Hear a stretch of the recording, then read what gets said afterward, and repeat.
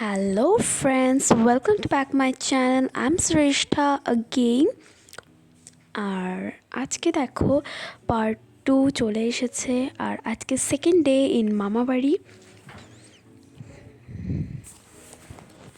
তো এখানে আমার দিদা কচু পাতা কাটছে, রান্না করবে। কচুর ডগা, বাট যাই হোক কিছু একটা ব্লা ব্লা, তোমরা দেখতেই পাচ্ছ স্ক্রিনে।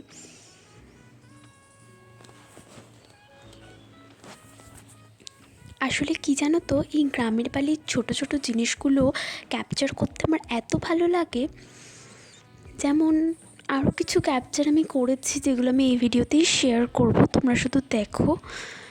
আর আজকের মেনু দুপুরের মেনু হচ্ছে শঙ্কর মাছের একটা রান্না হবে, প্লাস তার সাথে এক্সেট্রা কচু দিয়ে গলদা চিংড়ি, এরকম কিছু একটা হওয়ার কথা আছে, আমি ঠিক জানি না।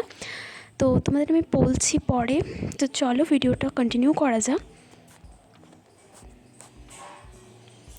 আর এখানকার পরিবেশটা এতটা বেশি মনোরম তোমরা ভাবতে পারবে না। শহরের ব্যস্ততাপূর্ণ এই জীবন থেকে যদি দুদিনও এসে গ্রামে কাটানো যায় না, মনটা পুরো খুশি খুশি হয়ে যায়। কারণ এখানকার শান্ত পরিবেশ, এখানকার গাছপালা, এখানকার ফুল, এখানকার একটা আলাদা অনুভূতি সৃষ্টি করে। যারা সবসময় শহরে থাকে তারা গ্রামে এলে না বুঝতে পারে।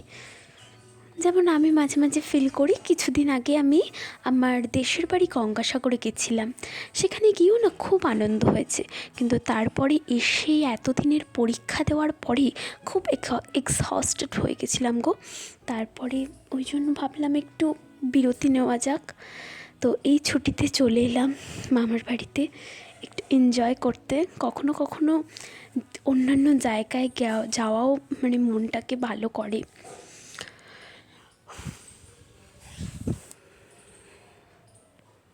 আর আমার মামার বাড়িতে না প্রচুর গাছপালা, তাছাড়া আমার দেশের বাড়িতেও অনেক গাছপালা আছে। আমার গ্রামের বাড়ি, গ্রামের জায়গা বলতেই গাছপালাই বোঝায়, জানো তো। এই যে গ্রাম বলে ব্যাপারটা, এখানে গাছপালাই সব। যাই হোক, এখানে প্রায় হয়ে গেছে। তো আমার দিদা উপলব্ধি করছে যে এইটুকু দিয়েই মোটামুটি সকালটা চলে যাবে, রাত্রেবেলা তো অন্য কিছু রান্না হবেই। আর আমার দিদা বলে নাকি বেশি মোটা কচু খেলে নাকি গলা চুলকোয়, ওই জন্য মোটা কচুগুলো না নিল না।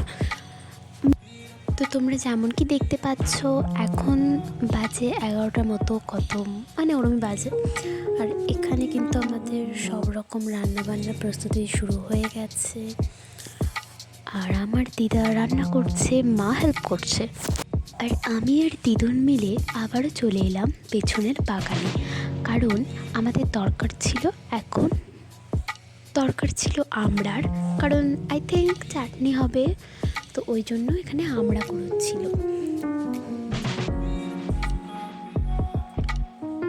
আমার দিদা বলে নাকি চাটনি ছাড়া দুপুরের পাতটা পুরো খালি খালি লাগে, তাও আবার যদি কোনো গেস্ট আসে তাকে কিরকম দেওয়া যায়। আমি বলছি গেস্ট, আমরা কি গেস্ট? এটা তো আমাদের নিজেদের বাড়ি। বলছে যাই হোক, এতদিন পর শহর থেকে এসেছিস, তোকে ভালো মন্দ রেঁধে খাওয়াবো না। তো ওই জন্য এখন ফাইনালি মোটামুটি যতগুলো কুড়োনো যায় ওরকম কুড়িয়ে আমরা ঘরে ঢুকে পড়ছি। চাটনিটা একদম লাস্টেই বানাবে আই থিঙ্ক। আর দেখো, দেখতে দেখতে আমাদের পুষিরও দেখা পেয়েই গেলাম। এতক্ষণ তো ওকেই খুঁজছিলাম। আসলে গ্রামের বাড়িতে এলে এই যেমন পাখি, বিড়াল, কুকুর, এগুলো দেখা খুব বেশি হয়। আর এগুলো প্রায় আমাদের পোষাই বলতে পারো। যেমন আগের পার্টে আমরা তোমার সাথে একটা পাখির পরিচয় করিয়েছিলাম, সেই পাখিটা এখানেই থাকে। আর এই যে বিড়ালটা দেখছো, মাছ খেতে ডেলি আসে। পোষা না হলেও আমাদের সাথে খুব পরিচয় থাকে।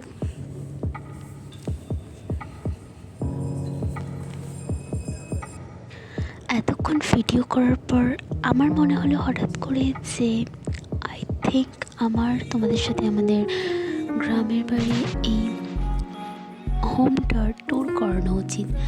তো বেশি দেরি না করে আমি সঙ্গে সঙ্গে চলে গেলাম ট্যুর করতে।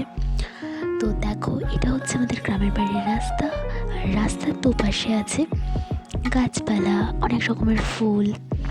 যদিও আমার দিদার বাগানের খুবই শখ ওই জন্য, কিন্তু কি বলতো, কিছুদিন আগেই না হার্টের অপারেশন হয়েছে, ওই জন্য যত্নটা অতটা ঠিক করতে পারে না, তাই যতদূর নিজে থেকে হয় সেটাই। এই রাস্তাটা দিয়েই আমরা ঢুকি মেনলি। এই পাশ দিয়ে মাঠের রাস্তা, আর এই পাশ দিয়ে আসার রাস্তা। আর এখানে একটা লেক টাইপের আছে, যার চারপাশেও প্রচুর গাছপালা। যদিও আগে এখানকার স্বচ্ছ জল ছিল, এখন না পুরো সবুজে সবুজ হয়ে গেছে।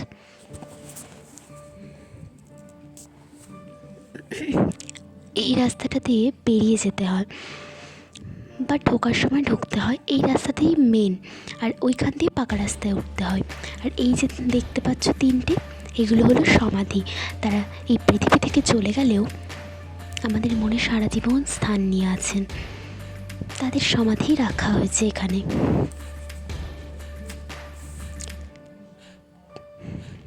তো বেশি দেরি না করে আমি ভাবলাম তোমাদের সাথে পেছনের অংশটাও একটু দেখিয়ে নেওয়া যাক।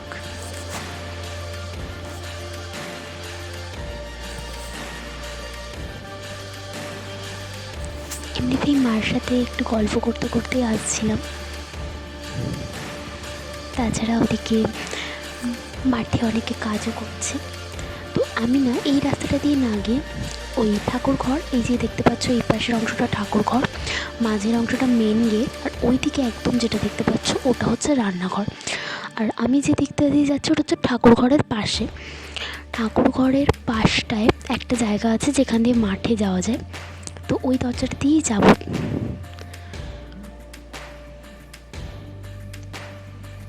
এই যে এইটা হচ্ছে ঠাকুর ঘর, এটা এই যে দেখতে পাচ্ছ এই জায়গাটা দিয়ে যাওয়া যায় মাঠে, তো এই জায়গাটা দিয়ে যাব।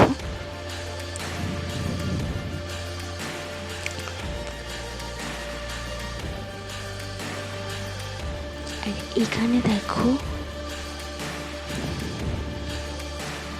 এখান দিয়ে না আগে প্রচুর ভকভক করে জল বেরোতো, এখন জানি না কেন বন্ধ আছে বাইরে বেরোয়।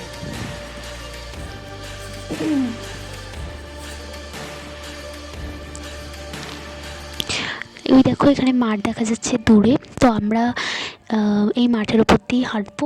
আমার না মামার বাড়িতে এলেই মাঠের ওপর দিয়ে হাঁটতে খুব ভালো লাগে, বিশেষ করে এই শীতকালে, জানো তো, একটা হালকা রোদ্দুরের মাঝে মাঝে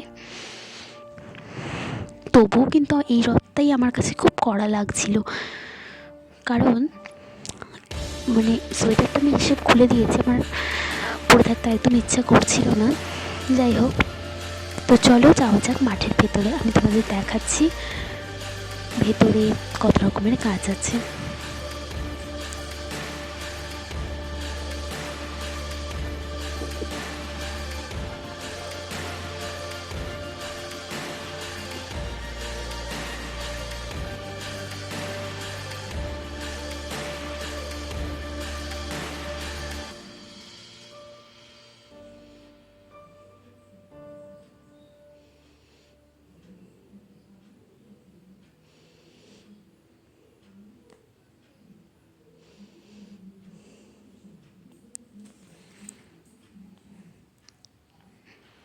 আমার মার সঙ্গে এমনি পেরিয়ে উঠছিলাম না, কারণ আমার মা বলছিল সে ছোটোবেলা থেকে কতটা হেঁটে হেঁটে এটায় অভ্যস্ত, সে নাকি ছোটোবেলায় এখানকার মানে কাজ করার লোকেদেরকে খাবার দিতে আসতো।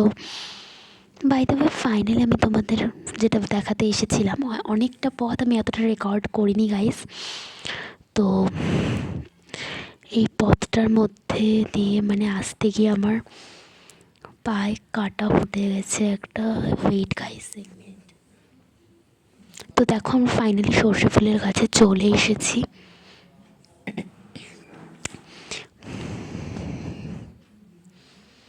এই ফুলগুলো এখনও অতটা বেশি হয়নি, বাট হয়েছে অল্প অল্প। তো আজকের জন্য এখানে বাই।